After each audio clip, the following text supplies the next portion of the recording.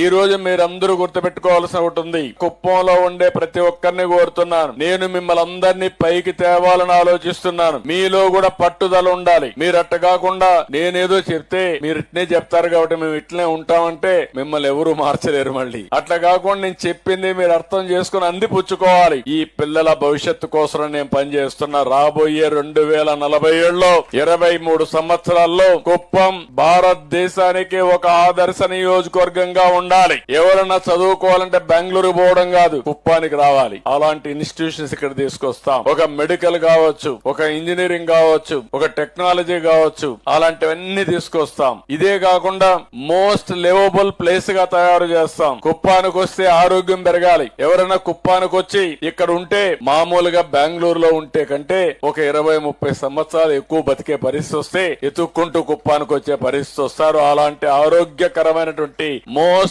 Liveable place గా తయారు చేస్తాం. ఇవన్నీ తయారు చేయాలంటే మీ అందరి సహకారం కూడా అవసరం. నేను అందుకని ఇవన్నీ కూడా కుప్పాన్ని ఒక టూరిజం హబ్ గా తయారు చేస్తాం. బెంగళూరు నుంచి శని ఆదివారాలు అయితే నేరుగా ఇక్కడికి వస్తారు. మన ఆడపిల్లలకు కూడా ఏదైతే కూచిపూడి డాన్సులు ఇవన్నీ బాగా నేర్చుకుని ఇప్పుడు అడుగుతున్నారు, మాకు ఒక మంచి స్టేడియం ఉండాలి, ఓపెన్ ఎయిర్ స్టేడియం ఉండాలి, మా పర్ఫార్మెన్స్ బాగుండాలి అని కోరుకుంటున్నారు. మొట్టమొదటిసారిగా పిల్లలను చూస్తున్నా ఒక 40 మంది స్టూడెంట్స్ కూచిపూడి డాన్స్ నేర్చుకునే పరిస్థితికి వచ్చారు. మన సాంప్రదాయాన్ని కాపాడుతున్నారు. ఒక దగ్గరనే 40 మంది ఉన్నారు, మొత్తం 500 మంది ఉన్నారు. నేను అందుకని విజయవాడ ఎయిర్పోర్ట్ లో కూడా కూచిపూడి డాన్స్ రిఫ్లెక్ట్ అయ్యే విధంగా ఎయిర్పోర్ట్ కడుతున్నాను. అంటే మన సంస్కృతి సాంప్రదాయం కూచిపూడి, మన వారసత్వం కూచిపూడి. అందుకే దీనికి కూడా ఎయిర్పోర్ట్ కూడా ఆ కూచిపూడి రిజెంబ్లెన్స్ పెట్టి ఒక ఎయిర్పోర్ట్ కూడా కడుతున్నాం. కాబట్టి మన వారసత్వం, కాబట్టి ఆ వారసత్వాన్ని ముందుకు తీసుకుపోయే ఈ పిల్లల్ని